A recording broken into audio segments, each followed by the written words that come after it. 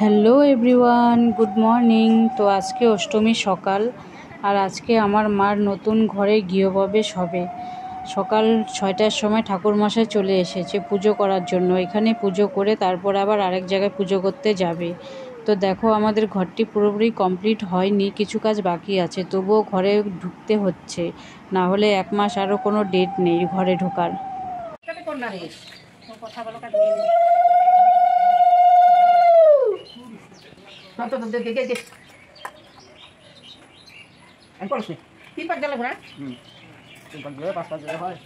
তো আমাদের নিয়ম কলসে জল ভরে 3 পাক ঘোরার। তো আমি আর মা নিয়মগুলি করে নিলাম। তারপর মা ভরা মাথায় নিয়ে ঘরে প্রবেশ করলো।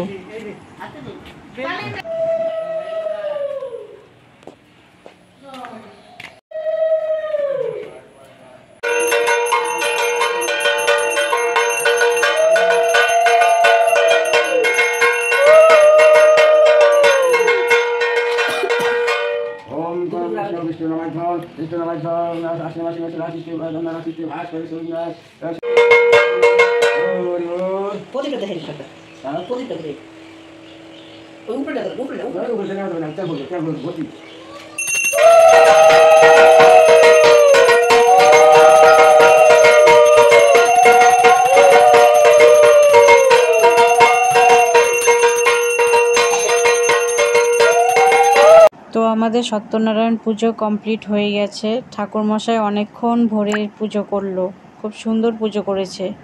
এই এখানে সিন্নি প্রসাদ বানানো হয়েছে, প্রায় 9 কেজি দুধের সিন্নি। কিছু লোক আবার খাওয়াও হয়েছে। সবাই এক এক করে প্রসাদ খেতে আসছে। প্রায় সারাদিনই লেগে গেছে প্রসাদ দিতে দিতে।